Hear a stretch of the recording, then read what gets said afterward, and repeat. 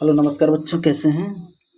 जैसा कि आपको मालूम है कि ये जो गर्मी की छुट्टी है इसमें आपको खाली बैठना नहीं है घर पे, आपको ऑनलाइन क्लास लेते रहना है। जब भी कभी आपको टाइम मिले तुरंत जो है हमारे YouTube channel are educational zone पे जाएंगे और आप अपने क्लास से संबंधित जो भी आपको स्टडी मटेरियल्स मिलेंगे आप उस पर जो है पढ़ाई करेंगे, पढ़ाई पे फोकस रखेंगे। जो भी कोई दिक्कत आएगी आप कमेंट में पूछ सकते हैं या डायरेक्ट मैसेज कर सकते हैं, आपको पहले इसलिए बता दिया गया है।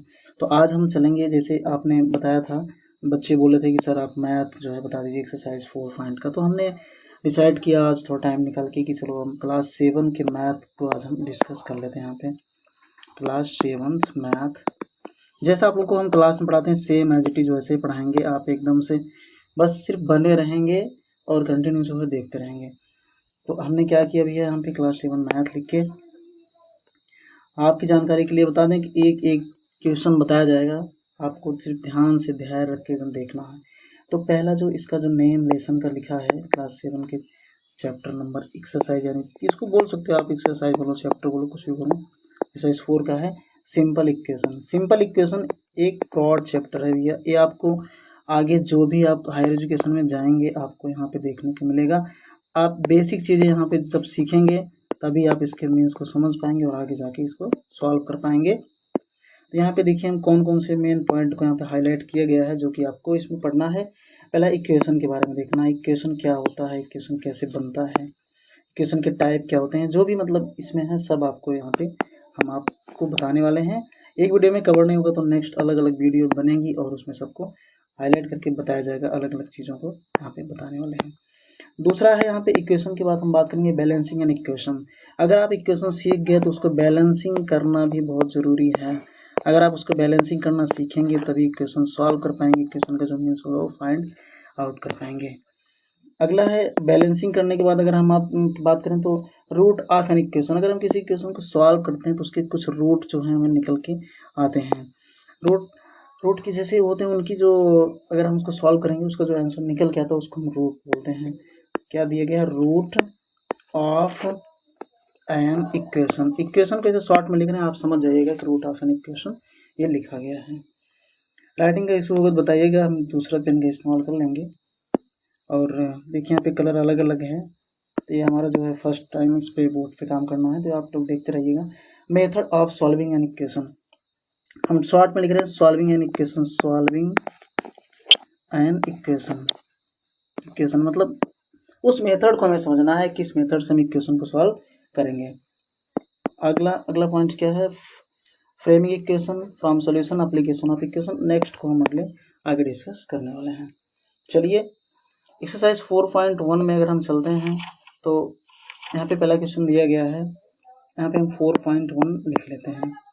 कुछ बच्चों के पढ़ाया भी गया है, कुछ लोग जानते भी हैं और आपको बताया भी गया है कि पहले एक्सरसाइज 4.1 में हमें क्या करना है।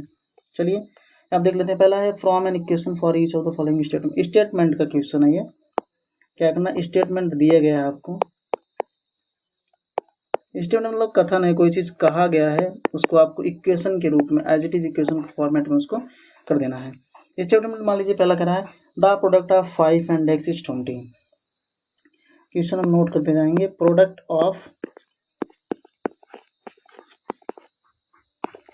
5 and 20। Product of 5 and x मतलब 5 और x का जो प्रोडक्ट करो क्या होगा, वो 20 आएगा। इसको इक्वेशन के रूप में आपको लिख के बताना है।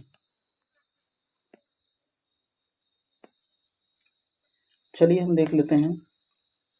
सबसे पहले ध्यान दीजिए, प्रोडक्ट का मतलब होता है गुणा करना। एक सिंपल सी भाषा में हम कहेंगे तो गुणा करना होता है। किसका किसका गुणा, प्रोडक्ट ऑफ 5 एंड x। यहाँ सिंपल सी बात है भैया, 5 को ले लीजिए और x को ले लीजिए, उसका प्रोडक्ट करिए कितना है, 20 आए। तो यहाँ पे 5 के बीच में हमें क्या लगा देना है, मल्टीपल लगा देना है, प्रोडक्ट लगा देना है, क्योंकि जो स्टेटमेंट कह रहा है उसी के अकॉर्डिंग हमें करना है। यानी 5 और x का गुणा करने पर हमें 20 मिल जाए, स्टेटमेंट के अकॉर्डिंग हमने इक्वेशन बना दिया। इसमें क्या करना है आपको कि जो स्टेटमेंट कह रहा है वो समझना है कि वो कहना क्या चाहता है। अगला है 3 taken away from the twice. हम क्वेश्चन लिख लेंगे 3 taken away from twice of Y. Question की लैंग्वेज हमें समझना है। Twice of Y, twice of Y का मतलब होता है वाई के दोगुना, इज 7, तो क्या है वो 7 है। 3 taken away from twice of Y, तो पहले तो हमें वाई मिल गया यहाँ पे, वाई का हम टॉइस करेंगे, इसको सॉल्यूशन में हम करेंगे वाई का टॉइस, यानी 2y हो जाएगा, वाई का टॉइस करेंगे 2y। 3 टेकन अवे, 3 टेकन मतलब उसमें से हमें 3 सब्ट्रैक्ट कर देना, इज 7 यानी ये 7 है। इस प्रकार से इसको हम ऐसे स्टेटमेंट लिखते चले जाएंगे। और जो भी स्टेटमेंट दिए गए हैं आपको ऐसे करना है, बाकी जो क्वेश्चन नहीं आता है आप कमेंट में बताना है।